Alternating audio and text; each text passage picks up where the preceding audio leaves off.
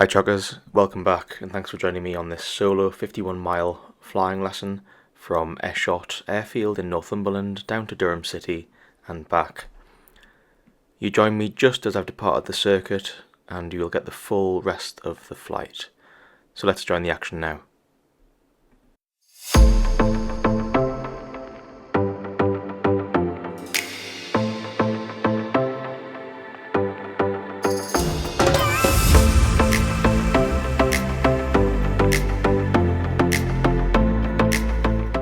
My flight plan today calls me to fly at 80 knots and 2,000 feet.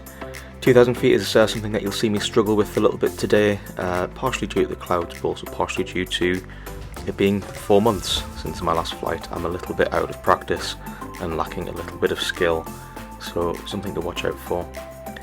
It is 7 miles between Eshott and Morpeth, and Morpeth VRP is the edge of Newcastle Airport's controlled airspace. It's Class D, so you need a clearance before you get into that airspace, and you can just see me there changing frequency to Newcastle radar and requesting a clearance.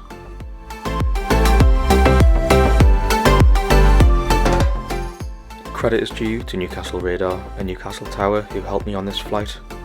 I was using the student call sign, which indicates that I am a student flying solo, but they were absolutely fantastic. At this point of the flight, I'm just crossing the River Tyne at the Tyne Bridges VRP, and those white roofs you can see just heading under the nose now is the Team Valley Trading Estate. That's a very, very large retail park just to the south of Newcastle.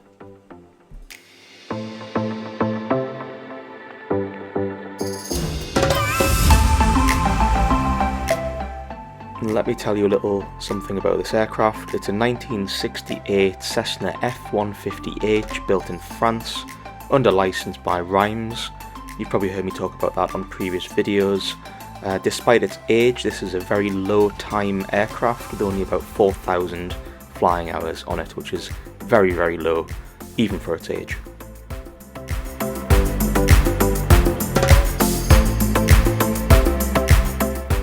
You can see me here picking up my chart, my VFR chart, 250,000 to 1 chart, and this indicates my route which I've drawn on. It also shows me controlled airspace. Regularly as we fly on navigations, we will continuously check our location against the chart.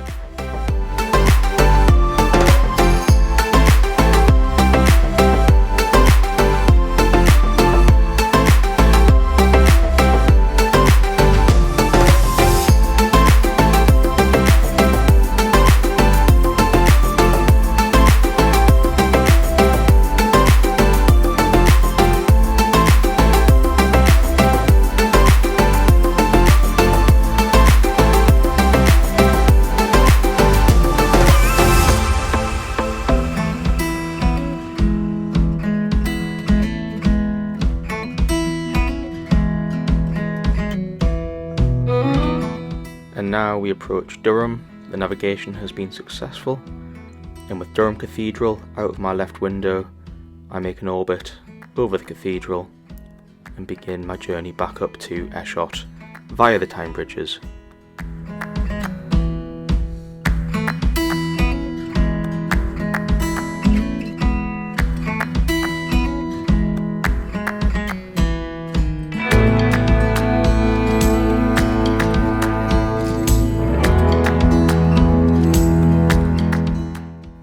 It's now noon and the temperature outside is about 20 degrees Celsius and the thermals are giving me a little bit of turbulence.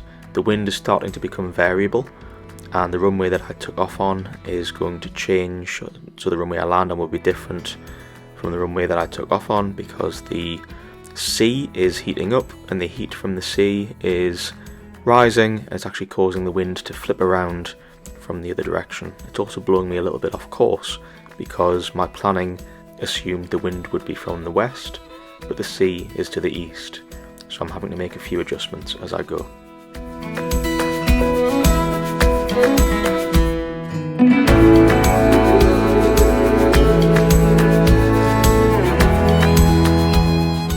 Quick wave to the camera there. white roofs of the Team Valley Trading Estate ahead. I get called from Newcastle radar and I get clearance to the Tyne Bridges again, but no further, and I get told to switch frequency to Newcastle Tower, who can then give me further clearance beyond Newcastle Tyne Bridges.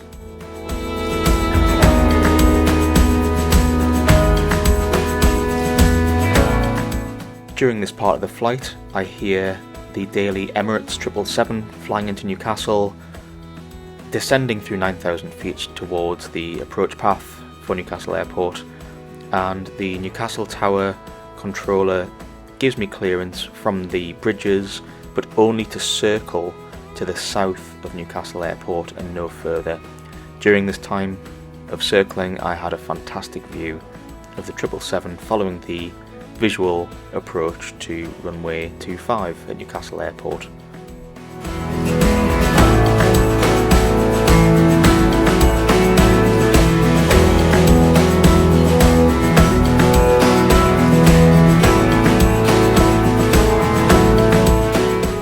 You'll notice here that my turn is not very clean, and that's because the winds were starting to get very gusty.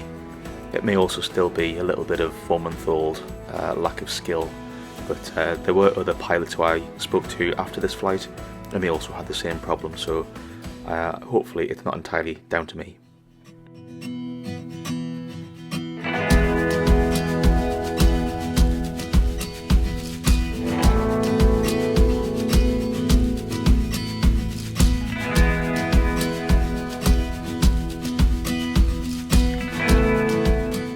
Once the Emirates 777 had landed safely at Newcastle Airport, I was cleared to continue my flight on the planned route to the north.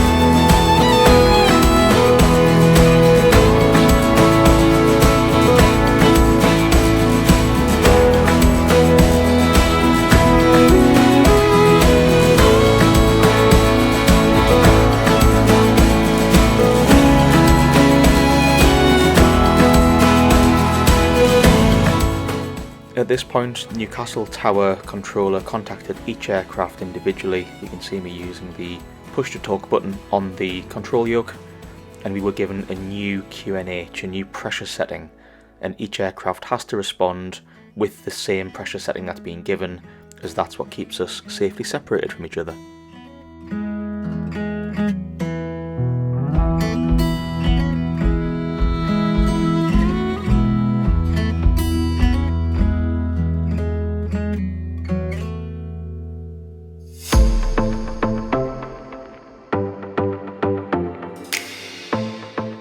And that is Morpeth Town beneath me now, and in the middle of the town is Morpeth Railway Station, which is a VRP or visual reporting point. At this point, before I can even contact Newcastle Tower controller, they contact me, ask me to continue under a basic service and to let them know when I have Eshott Airfield in sight.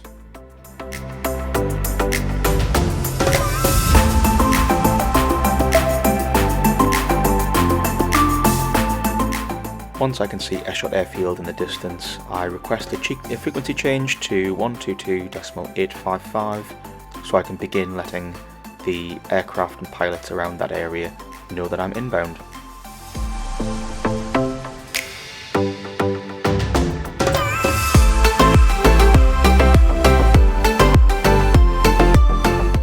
The controller first asks me to squawk conspicuity, which means change my squawk code, my transponder code, to 7000 and stop using one of the Newcastle transponder codes, and after that she grants me permission to change to the Eshott frequency.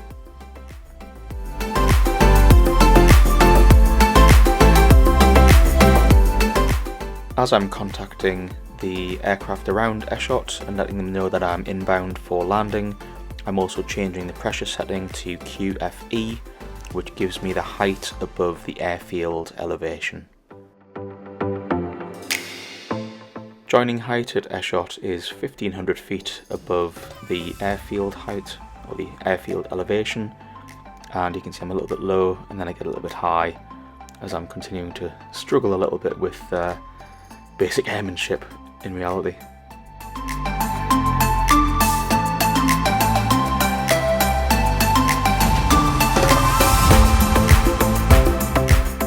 Here I'm flying towards the bright orange windsock to get a feeling for which runway is going to be the most appropriate, and at this point the AGCS, or Air to Ground Control Service, which is a manned radio station at the airfield, lets me know that the winds are favouring runway 01. So I make a turn to descend dead side for runway 01. This is me making that turn to crosswind and then onto downwind on the other side.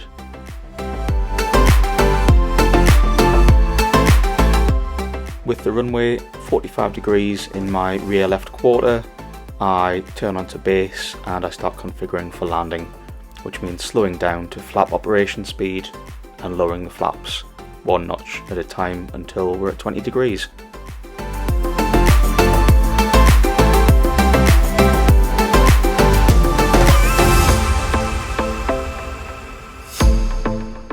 And now, as we begin our turn on to final, I'll talk through the whole approach.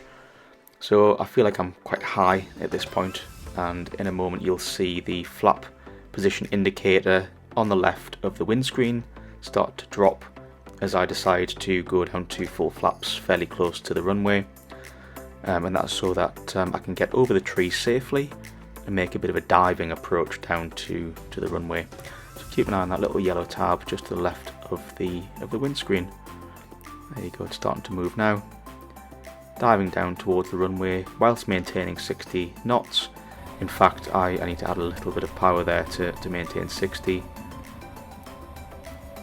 I touch the ground there, but overflare a little bit because of the additional lift that I have from the flaps, and then land a little bit further down the runway, which I'll show you in a moment.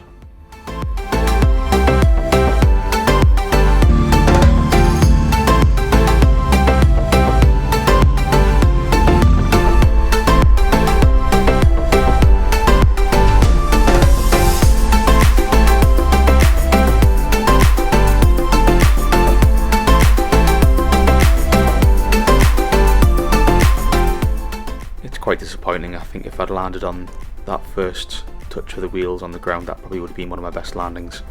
But after 4 months, I'm not going to argue with that second touchdown. So here we taxi to the end of the runway, turn into the holding point called Holding Point Charlie, and then we do our after landing checklist.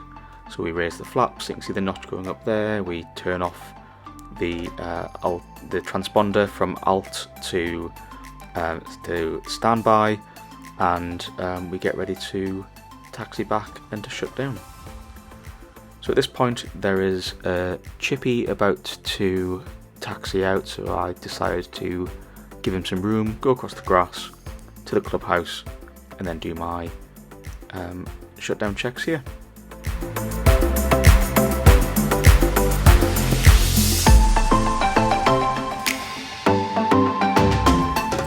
After landing, I got a coffee at the fantastic Eshott Cafe and sat down just in time to see this Rotorway Executive 162F, which looks brand new but is actually from 1999, take off and do a very sporty departure down runway 01, which I'd landed on just a few moments before.